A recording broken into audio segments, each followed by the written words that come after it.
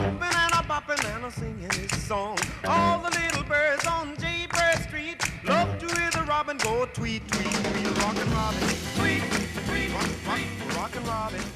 Well, this is a bit of an intro that's coming before the show.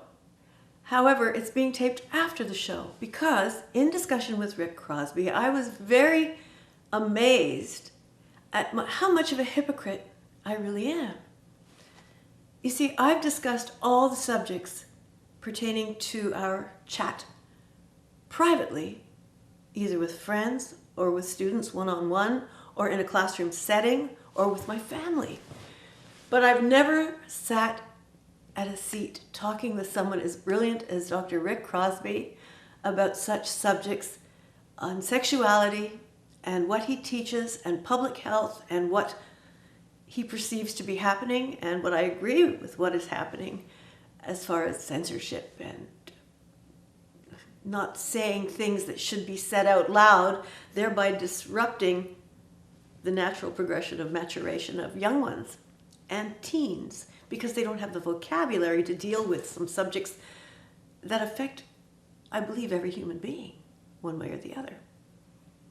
So I lost sleep over this last night because I thought, oh my goodness, I don't know who's watching this. I don't know any range of people who might be watching this. And maybe I'll offend them. Maybe it's too personal to talk about such subjects in public. And then I thought about what Dr. Crosby was saying.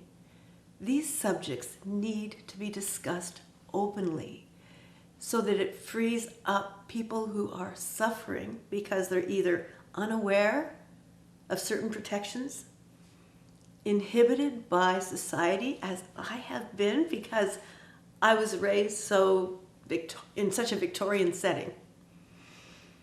Although I'm open-minded and have no trouble discussing certain things in a closed situation with people I know.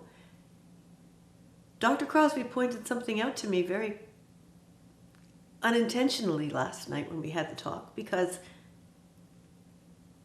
here I am wondering if this will offend you. I hope it doesn't. I don't mean to. The subjects touched upon are absolutely essential in society today. And I'd suggest mature audiences. So after you watch Dr. Crosby create a vegan meal, which by the way was delicious, and he let me keep the leftovers, so I'll be having that today. After you watch the cooking part, when we come to the serious part, this is a professor with so many credits to his name internationally. We are lucky to have him here in Vermont, working diligently, educating society and millions of students over this lifetime about what public health really is. So enjoy the show, and thank you. Welcome to Life is Good. I'm Heather McKeown, your ever-loving hostess, and we're filming here in a kitchen in Newport. And guess who we have here today? We have Rick Crosby, an actual vegan chef. Well, thank you. I love that compliment. I hope I can live up to the word vegan chef without that word before it called amateur. But I've been an amateur chef only for plant-based food for about 10 years now. So maybe at some point I'll cross the line and become a regular. Well, I think you do very well to open a little shop in Newport, don't you? Well, I would love to someday. We'll see what happens. I know, because vegan it has to be defined. Well, even for me, there's some things, some people come here to my Airbnb and they say, we don't eat anything with eyes, we're lactose intolerant, we're glucose intolerant, we're life intolerant. Well, so many people are critical of vegan cooking, and they say, well, beer and French fries, that's vegan. And so really the word vegan is fine for everyday use, but the word that's really more preferred is a plant-based whole food diet. And so today, we're going to be cooking with plant-based whole foods. Fabulous. All of which are organic. So important. It is. It's very expensive usually, but you have your own garden. Yep, and that makes all the difference in the world when you can grow your own things And if you have to buy things from the store, you need to find a store, and we have one in Newport, that sells the bulk food that's organic. And it's always good to be sure that you have the best ingredients, because like everything else, cooking is just a matter of what goes in determines the quality of the product. And you're not just talking flavor. Not just flavor, it's all about what it does for your body as well as your soul. And part of the joy of eating a plant-based whole food diet is it takes a long time to prepare it, and you learn that part of eating is actually the act of cooking, and it's all one big thing. And so you learn to relax, you learn how to enjoy the moment. You never rush, you take your time, which we're going to do today. Well, I'll take my time. Wake me up when it's over and feed me. That's all right. No, but we're going to start here. And all the ingredients have been laid out, and Rick will either give me small things to do, call me from behind the camera, or he'll explain everything to you as we go along. Anyway, Rick, you're on. It's all yours, and thank you so much for coming to Newport to do this. Well, thank you. I love your kitchen, and we are making today a version of the Oh She Glows cookbook, Lentil Walnut Loaf. Now, I say a version because it's not quite exactly the same as it would appear in that cookbook, but it's very close, and there are some things that I've done. For example, I've pre-cooked the lentils. So lentils, one of the best sources of protein and actually calcium for someone who eats a plant-based whole food diet. Because you don't eat milk. You really don't need dairy. In fact, dairy's a product that's not only inflammatory for the body, but it's also horrible for the environment. The whole process of dairy cows and beef cows creates so much methane. I know, but I am guilty because I eat 1 to 2 quarts of yogurt a day because I'm so lazy I don't even have to chew it. It's a hard addiction to break. I know. I could mainline it. You could, and I feel your pain because I had the same kind of love for cheese at one time. Oh my, and you don't have cheese anymore. Well, we're living in such a good time. This is 1 cup of pre-cooked lentils. Oh yes. Lentils, by the way, don't need to take forever to cook. If you have a pressure cooker, like an Instapot, they cook pretty quickly. So we start with that. 1 cup. And this recipe will be flashed on the screen after the cooking. Now, we're going to take one of the best foods nature has to offer, which are organic walnuts. Walnuts, such a good meat substitute, so rich in protein, and so rich in flavor. And healthy fat. Yes, you have the triglycerides in there that are good for your lipid profile. This does wonders for your arteries, your heart, your blood pressure. I would suppose if someone said, hey, what 3 foods, if you could only eat 3 for the rest of your life, what 3 foods would you pick? And I would pick walnuts, blueberries, and probably something like asparagus to have a green food. But walnuts would certainly be in the lineup. Now what I'm doing with the walnuts is I'm just shelling them, well, not shelling them, I'm breaking them by hand. If you put these in a grinder, they get to be too fine, and they become more like a walnut dust, almost like a flour. Yeah. And you don't want that. You want to have texture in your food. A lot of the enjoyment of eating a plant-based whole food diet is the fact that your food takes on different textures. It's not just about flavor. It's about how does it feel when you're enjoying your food, and you let your palate really explore the food and never rush the eating process, because that would be no different than taking a $200 bottle of wine, pouring a glass and drinking it like it's a beer. That would be a crime. So I don't know about you, Heather, but when I drink wine, I sip it and savor it. Well, you know what? I'm allergic to it. Oh, and my father retired and became a hobbyist winemaker. Oh. And What a shame. And he was a respected hobbyist winemaker, and he never appreciated the fact that I couldn't have any. I do have one of the bottles of his Milkier, but I'll never open it because it was, Dad made it. But yeah, before I had children, I wasn't allergic. Oh, so it was pregnancy that caused it? Could be. It could be also common sense. I don't know. But I'm from Montreal. It was a very big part of our lives there. Yeah. Well, I enjoyed it a little bit too much at one point in my life because it goes down like, well, if you get the right kind and you're having a meal, you can have some with every bite. Yeah, that's it. That's a good way to do it. It's only one flavor, though, and there's so many flavors Mother Nature gave us. Yeah. And the idea when you're eating a good diet is just enjoy Mother Nature's bounty, because she set things up for us to really enjoy our lives if we take our time to do it right.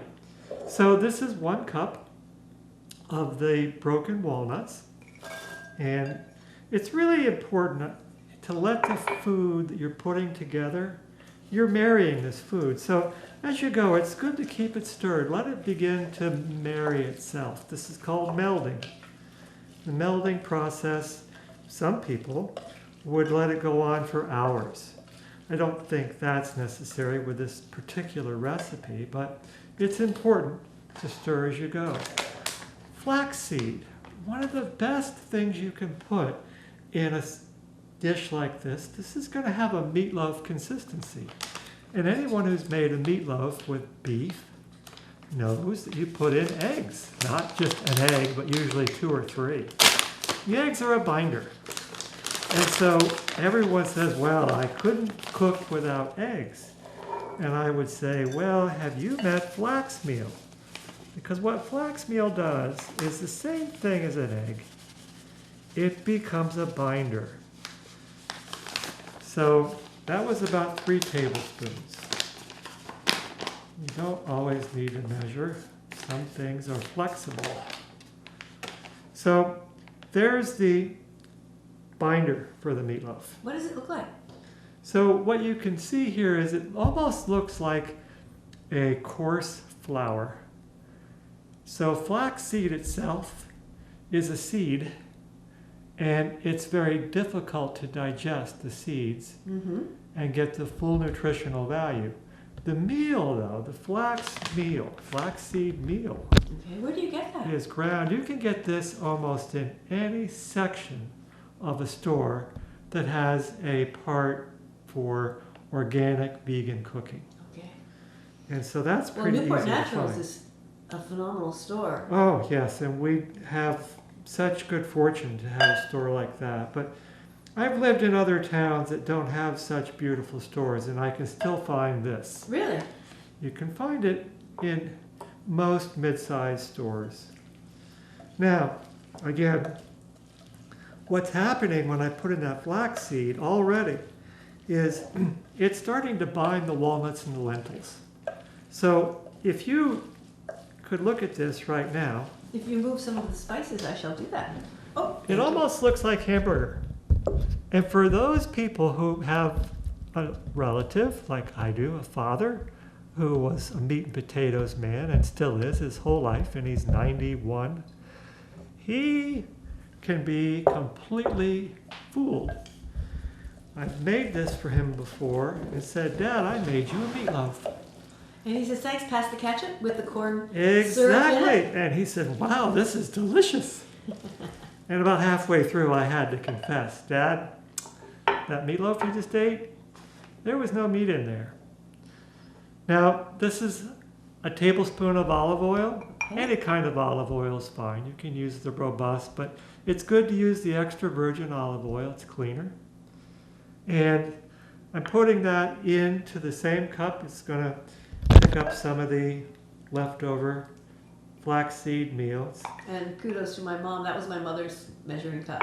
Oh, it's a perfect measuring cup. It has a, She's been gone for 53 years, but I have her measuring cups. well, the measuring cup lives on. You bet. And now, this is where I'm going to take one little shortcut It's not the time of year to be harvesting garlic. The garlic is growing, it's beautiful, it's coming up, but it's not ready to harvest for another 2 months. Okay, this month is July. This is July, so we need to let our garlic sit in the ground, at least here in Vermont, for another month or two before we bring it inside. And because last year's garlic is gone, I'm going to use garlic flakes. Okay. And I'm just going to put in 1 tablespoon. Oh, the tablespoons are in my cupboard. I was like, there you go. Oh, yes, of garlic flakes. Oh, this is a nice spoon. This works perfectly. Yes. A little hard. Yeah. And so it gives the same flavor. If it were fall or winter, I would put in fresh cloves of garlic. But it's not, so we improvise. Okay, so now again, keeping things all married together in there. Now, this is not sea salt. Sea salt is popular and the recipe calls for sea salt. This is called Muldoon salt. It's a flatter salt. It's not a thin, small particle. It gives more flavor because of its wide texture, and you can't see that without looking at it under some kind of magnifying lens. But it's good to use salt other than the Morton iodized salt. Little ground pepper, you can never go wrong with pepper. Pepper gives things so much flavor, and it's good to use the whole peppercorns, grind them fresh. Again, I just one of loaded our that up, so I think you'll have a fresh batch there. perfect, and one of our mottos is always fresher is better. So this is a great way to do pepper. Now, while we're doing the spices, we're going to add thyme. So, oops, sorry, this is the thyme, that's the oregano. So thyme gives it a nice extra feeling of being a food that nourishes the body, the mind, and the spirit. More than salt and pepper. So many people just put salt and pepper in everything and call it good. But you know, people in other countries say, you Americans don't use enough spices. And it's so true. And that's oregano, pretty common American spice.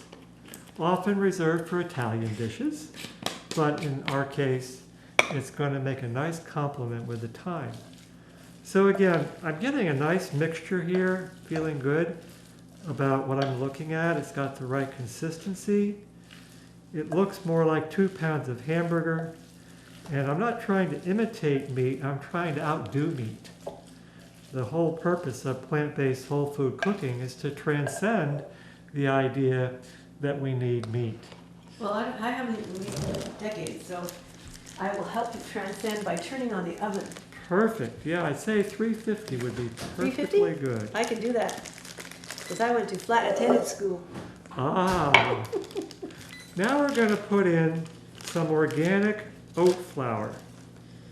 So there is so much emerging evidence about the inflammatory properties of wheat. And it's probably because wheat has been hybridized so much that it's not the same wheat that your grandmother ate or my grandmother ate. It's a different wheat, and it tends to be problematic for so many people, not just for people with celiac disease, but just generally gut health, which is so important, is improved by avoiding wheat. Well, they say the wheat, white wheat, and any kind of flour can knock over the cilia, which are the little fibrous hairs Yes, that move during digestion. indeed.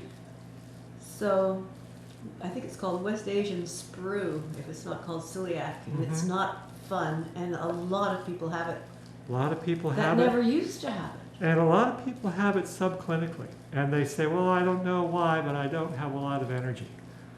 Well, that may be why. Could be. So the oat flour, there's bean flours. You can make flour out of almost anything. It doesn't have to be wheat. So that's old school thinking, that everything that's a flour has to be made of wheat. And it's good we live in a great time. We really do. You were talking about yogurt. There's so many dairy-free yogurts now. I know. And I find so many dairy-free cheeses. Are those curds? They're just as good. Dairy-free cheeses. I've had that once. Very good. And they get better every year because they all compete. The companies compete with each other. It's capitalism at its best, and they're making better and better dairy-free cheeses every day. So this is a half a cup of raisins. Again, always use organic. Raisins are a good example of why you want to go organic. You don't want your dried up grapes to have been sprayed with 25 different pesticides. No crumbs. I just bought 4 tubs of raisins because I use them in my cooking. Oh, I love raisins. I could live on raisins. But mine aren't organic. Well, Mine were store brand. but you have a nice store here in Newport that sells organic. It's code 407 in the bulk food section. Thank you, my dear. I don't know why I memorized those codes. I guess I need some hobby to do. Now, what I'm going to do now, and Heather and I expediently prepared this video by pre-chopping a few things. So what you see here is 1 carrot stick, organic, pre-chopped.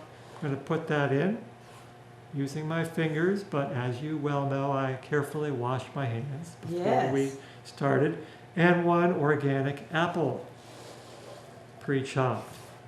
Now, of course, the apple, mostly water, and that's all right at this point because our mixture's starting to get a little dry. We've put a lot of things in there. You notice we haven't put any liquids in, right?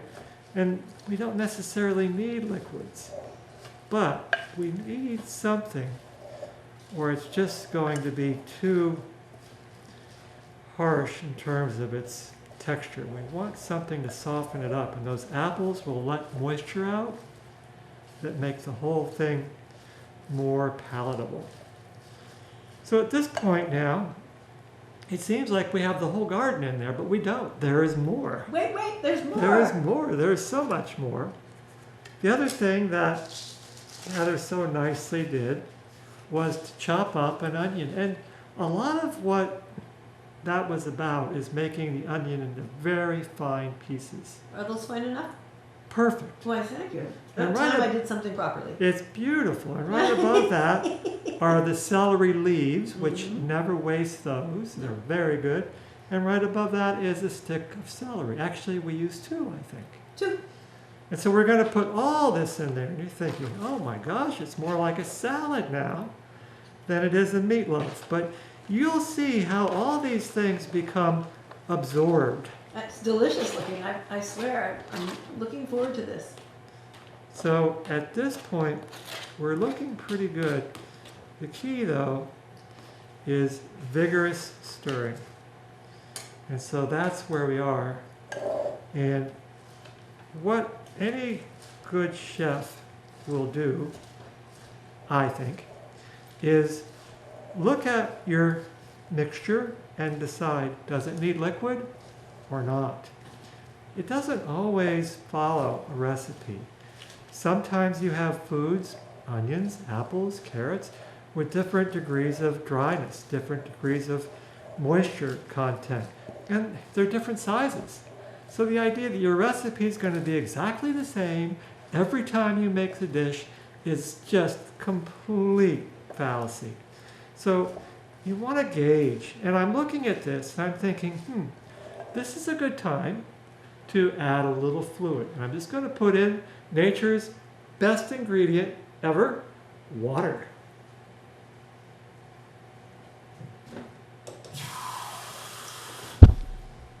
So here I have a cup of nice water. I'm not going to use it all, just as needed. It's a very efficient kitchen. My son designed it. It's a beautiful kitchen. It has a nice spirit to it. I think that comes from people who have been my guests. I'm sure it does. Yeah. I was telling the people staying here last night that before it was lived in by more than me, your friends visiting and Airbnb people coming, it was a hollow house. And everybody who comes in leaves a bit of themselves in the walls. And so I feel embraced in here now. No doubt. Yeah, every home has a spirit. So at this point, the last ingredient in the recipe is 1/3 cup of breadcrumbs. Now, breadcrumbs themselves, I don't know, it's a lot of wheat. And I'm not going to use all of this. And this is more than 1/3 cup anyway. But these are actually seasoned bits used for Thanksgiving stuffing. So they have more seasoning than anything else. And where did you make it up yourself, or is it? This is something that I've invented as an extra. Rather than just plain breadcrumbs that don't have flavor, use the seasoned breadcrumbs. Like Pepperidge Farm, they do a nice job. Oh, okay. I remember their turnovers. Oh, yes. Pepperidge Farm blueberry turnovers and strawberry turnovers. Yeah. Oh, they were apple turnovers. And that was a treat. My when I was brother a and kid. he liked the blueberry, I think, and I liked the strawberry, or vice versa, but we both liked each. And we'd make those. So nice. We were chief cook and bottle washers from the ages of 9 and 10. Because my mom was hospitalized 6 months a year, so we got to experiment with a lot of things. I make guess our mistakes so. before we were teenagers. So Heather, at this point, if you'll take a close-up of our mixture, people can see what we have. This is the final product. Now, you have to keep in mind, and we'll show that on the video, this is all going to be pressed into a pan. And when you're making a meatloaf, whether it's made out of beef or plants, you know that you want to press out all the air. So you're going to put the mixture in the pan. We'll do that now. And then we're going to press it out and cook it, and we'll show you the product when it's done. And it just beeped. Perfect. It's ready. All right. Do you have a pan, or do you want me to provide one? If you have a square 9-inch pan or 8, that'd be perfect. I will. Okay. And if it's a rectangle, we can make that work too. Do you mind if it's glass? It can be glass, it can be aluminum, it can be steel, it can be cast iron. Everything else I cook is in cast iron. Et voilà comme ça? Perfect, yes. Okay. We need a little bit of spray. Olive oil? That's fine. Even better. It would help if I took the cap off. Well, It pours better. All right. You know, I'm just going to add the rest of these lentils because it's a shame to waste them. And I'm looking at this and I'm like, it needs moisture. But I put in a cup of water. And again, every recipe, if it's a good one, should be thought of as a starting point. Because ultimately, you're in charge, not the recipe. The recipe is your guide. But you may take different twists and turns depending on what you have in front of you. And one of my biggest missions in life is to respect the food and understand what it takes to make food grow, to harvest food, to cook food.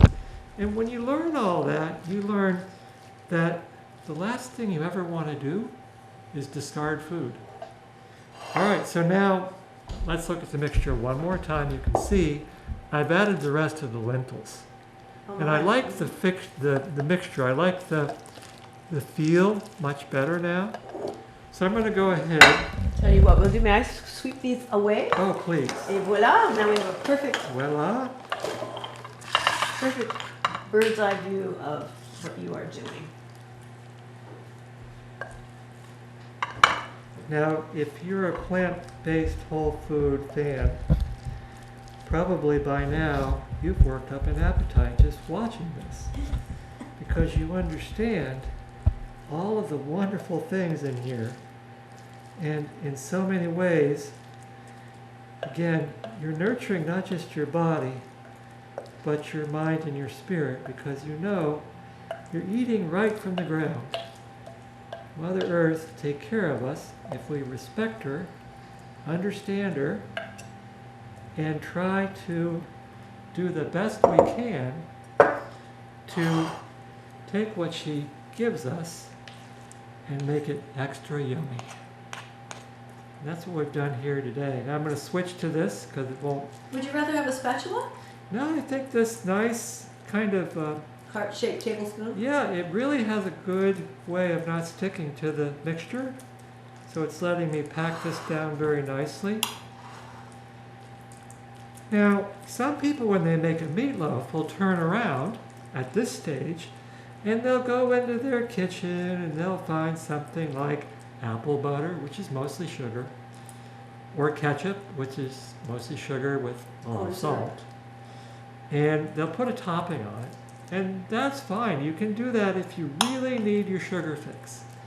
But if you're like me, you understand that sugar is not really the thing that brings out flavor in food. It kind of covers it up.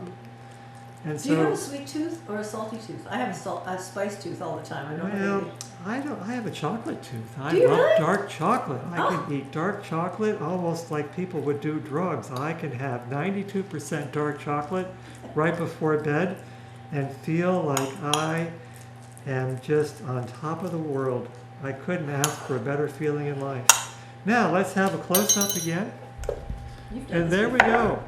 go. That is one beautiful lentil walnut loaf. It's gorgeous. And we'll cook this at 350 for about 35, 40 minutes and start checking it around the edges.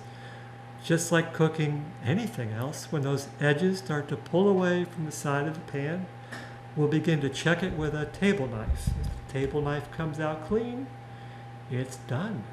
Okay, and do you know what, ladies and gentlemen, what I'm going to do is take our guest out into the yard and have an interview about his real profession, which will fascinate you. It's public health professor, and we'll talk about some of the courses this lovely man teaches to make this world a better place. So stay tuned. Welcome back to Life is Good, and we are here with Rick Crosby, who just put something in the oven, and now we're going to talk about what he really does for a living, and it's amazing and very important. So tell us all about you as a professor. So I've been a professor of public health for well over 30 years. I won't give an exact number, but more than 30. And one thing that I can say in 30 years is that every year changes so quickly.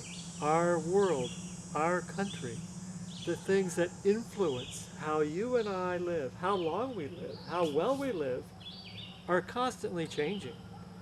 Public health today demands that we do more with policy, that we understand more about the things that influence our lives, and we become more vocal advocates for things that protect us. Lead, just one example, in the news lately. All of the phone lines for landlines, they found out, investigative reporters for the Wall Street Journal, that these are rotting and it's leaching lead into the ground, into the water. We have to know these things. Now, how did you find out? Just reading the Wall Street Journal. Oh, okay. Wall Street Journal online is really easy to acquire, folks, so I highly recommend that. But it's just so many things in our environment, in our world, in our diet can have a draw in a negative way, pull us down, and so many things can pull us up. Learning how to relax. Our Surgeon General of the United States right now is an amazing person. And the Surgeon General now is Murthy. And he just, about 2 months ago, released a remarkable, bold report saying that loneliness is just as bad for your health as smoking. This was just So if you're really phenomenal. lonely and you smoke, you're a dead person. You're really in trouble. But the point he made is so important, that health is more than just the old idea of don't drink, don't smoke, don't do drugs. Health is more like, let's have a rich, enjoyable social life. Well, in Europe, mandatory vacation, for instance, in France, Yes. huge, and it's mandatory that they take their vacations. It's mandatory that a certain amount of overtime cannot be worked. They insist on family time or what you want to do in leisure time. And people frown, well, they have frowned on that in this country and in Canada, because they figure if you're not working yourself to death, you're not being productive, you don't justify your existence on this planet. And I'm born to do the leisure thing. I never work before 1 o'clock, and I always work minimum, and I'm not a consumer. That's why you're so healthy. Well, I touch wood and thank God. I hope I am, but I'm happy. That's the main ingredient to good health. There are so many cultures where people live to be 100 easily, and they've been studied. We do epidemiological studies on these people, and we look at their diet, we look at their exercise. But the one thing you can't really use in a statistical model is the fact that they all have a social life that keeps them bound together in a loving social capital that creates this happiness that somehow, and we don't need to know how, but we know it works, keeps our bodies functioning better than ever. Well, I noticed that if people are isolated, they tend to focus inward, and thereby saying if you've stubbed your toe, suddenly a little bit of pain is magnified throughout the entire body, because they focus on it and it becomes their raison d'etre, and it's really frightening because that does manifest itself into something much of a disease. Well, this is what public health is all about. It's in a way the opposite of medicine. Medicine is all about, well, let's see if there's anything wrong with you, sort of like taking a car to a mechanic. We'll do a checkup. Oh, well, you need this, you need that, it's time for this. And the whole idea is that everything can be fixed, but let's not fix anything till it breaks, which is the opposite of what we should be doing. We shouldn't be fixing anything. We should be keeping everything we have in perfect shape through a matter of being happy, healthy, and keeping our bodies moving. The body wasn't meant to sit all day. That's ridiculous.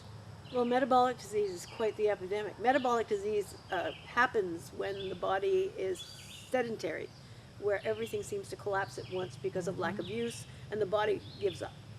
And that has become an epidemic in this country. It's becoming more of a problem every day. So when you teach, you're with students who want to go out and preach what you're teaching. Not necessarily. I have two levels of students. I have graduate students who want to become public health professionals. They have to learn the tools of the trade: epidemiology, biostatistics, theory, behavior change, intervention development. But it's the undergrads that I love teaching the most, because the undergrads have to have general elective courses, just like everybody did to get a college degree. But my philosophy is that we should be teaching our young people about all of the numerous factors I alluded to earlier, so they know, for example, when a president says, which happened not long ago, we don't need the EPA anymore, we're going to get rid of the EPA. They know that's wrong. I'm surprised he could spell it. I'm surprised he could pronounce it. And so we're at a time in history where there's so many decisions being made on Capitol Hill. We've got to be very conscientious as voters, as citizens of a country, to do our job. A democracy demands an educated electorate, and it's never been more important for people to become educated, not just about issues related to war or peace, but instead everyday small things that have long-term impacts on how long we'll live and how well we'll live, as I said earlier. When we have such a strong lobby for the drug companies in Washington, I feel powerless at times, because when there are herbal remedies that can make a person feel better, but they're not sponsored by the government because they're getting huge payoffs from drug companies. What do you talk about when you do that? Again, it's very profit driven, and so the whole medical industry is often compared to the military-industrial complex. I would call it the medical-industrial complex. Yeah, me too. Waiting for someone to develop heart disease pays off if you're in the medical-industrial complex. Preventing heart disease doesn't benefit that complex at all. How short-sighted. How awful. What a waste of money. And think of people who don't even realize that their families could be subjected to the laws that are now taking away the health of others, could take away the health of their families, and yet, because of greed, they perpetuate the need for total medical involvement. And it's and very no prevention. patriarchal, and it's very driven. So I also would be very quick to interject here. When we're talking about this country at this time in history, we have to be very clear that one of the most important rights any woman has is the right to control her own body.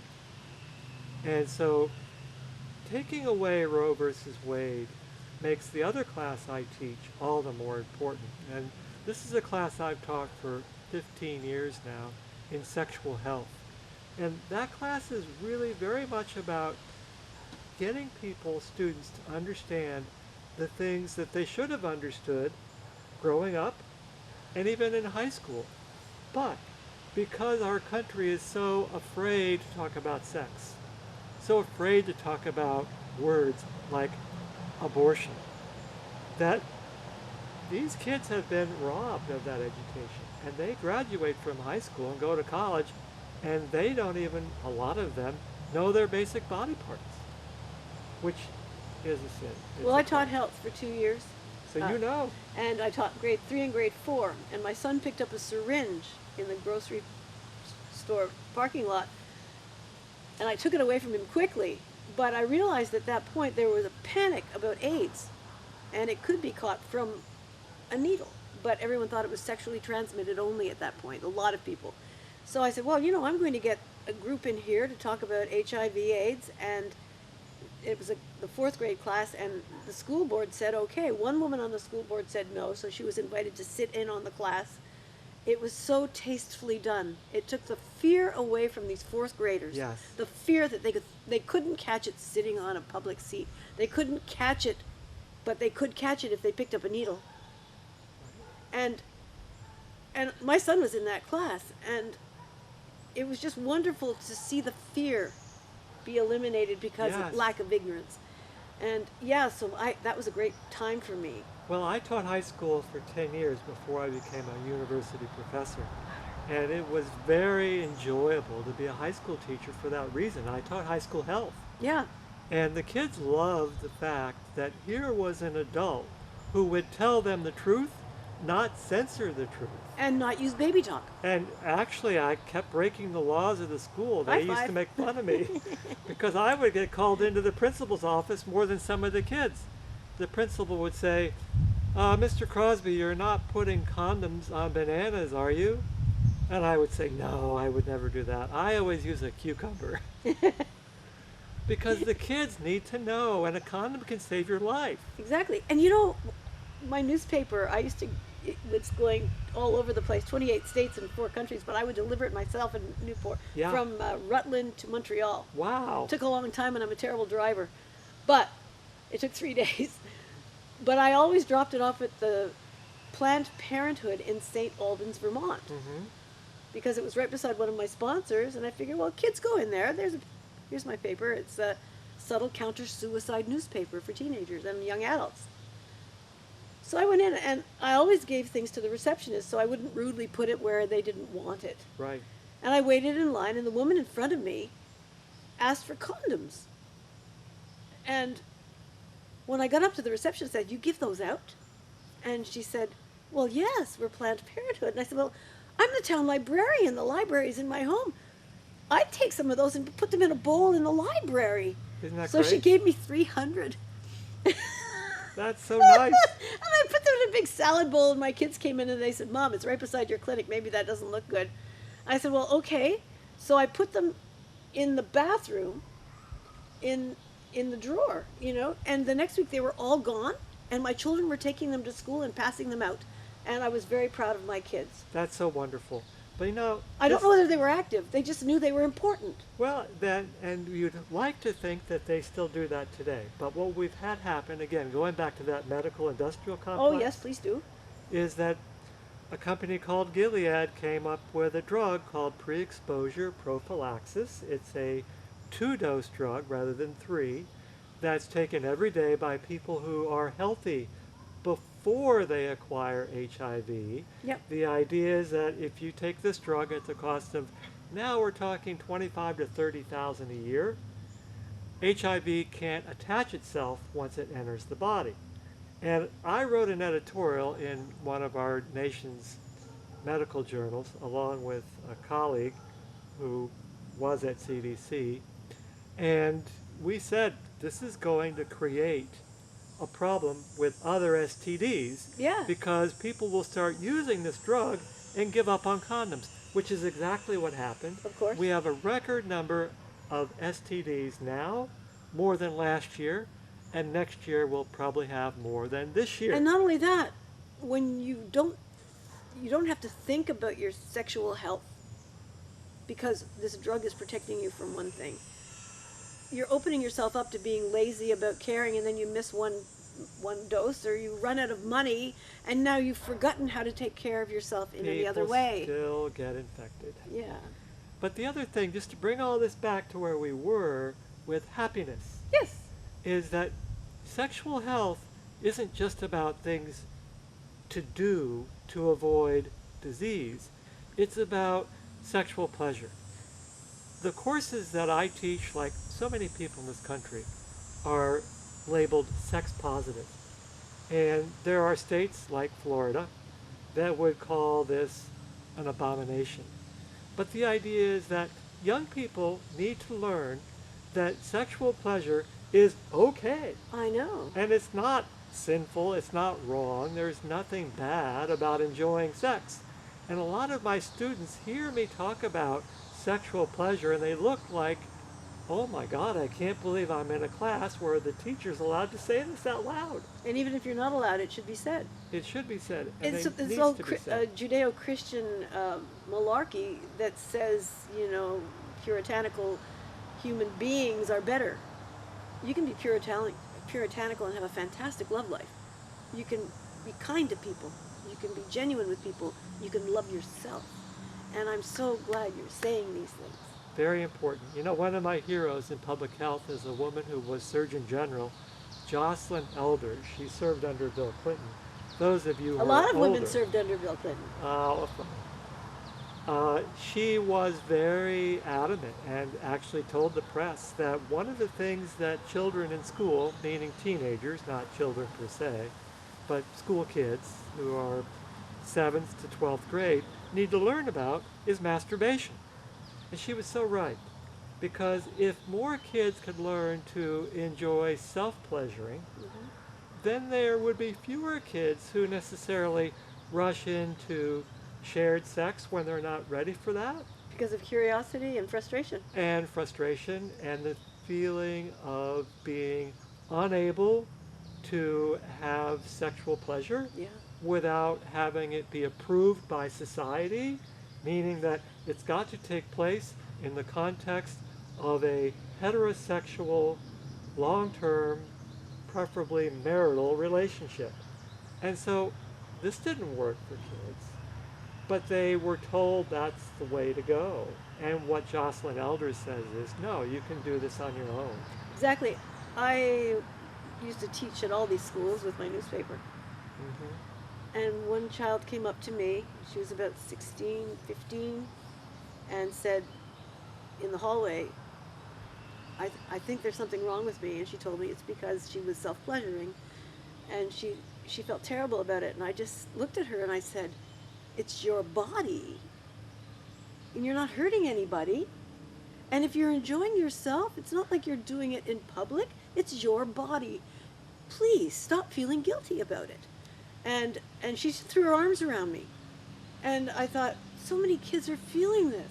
That was wonderful to say. It's no different than, again, as we've been talking about while we were cooking today, Yeah. You self-pleasure with food. Yeah. No one would say, oh, well, that's wrong. You shouldn't be self-pleasuring with food. You're nurturing the body, you're nurturing the mind, you're nurturing the soul.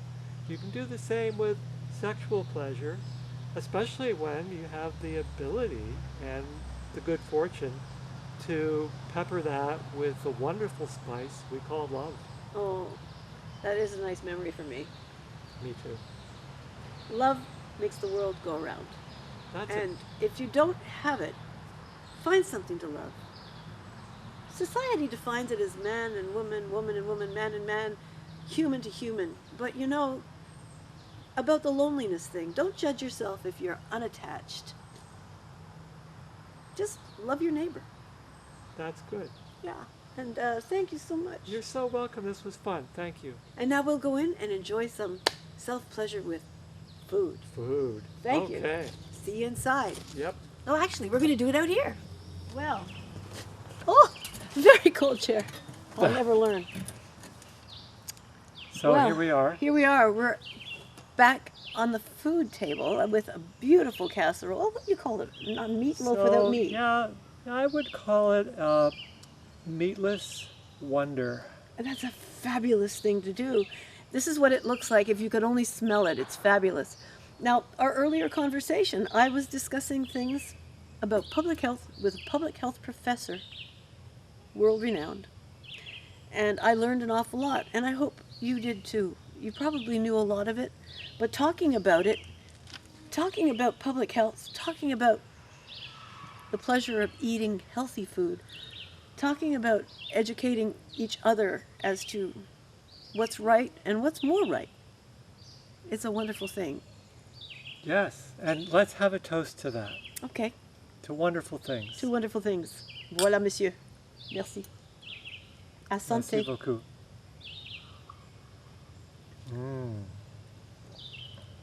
Excellent. Excellent, excellent So grape good. juice. So, may I serve? Please do. All right.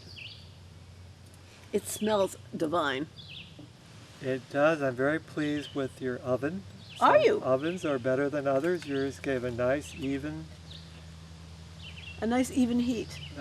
heat. It came out beautifully. We did. are eating it just at the right time. It's cool enough to eat, but warm enough to just Voilà. give us a sense of comfort and love.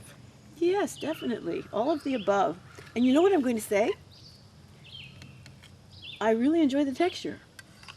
Yes, good. Thank you. Texture is so important. And Yeah, appearance. We were talking about that. Well, we're going to enjoy our bites and we'll see you again next week. Thanks for watching Life is Good. Life is good. Thank you. Professor Rick Crosby, I hope to have him on again. And thank you so Well, much. thank you. It was a pleasure. Mine. Bye-bye.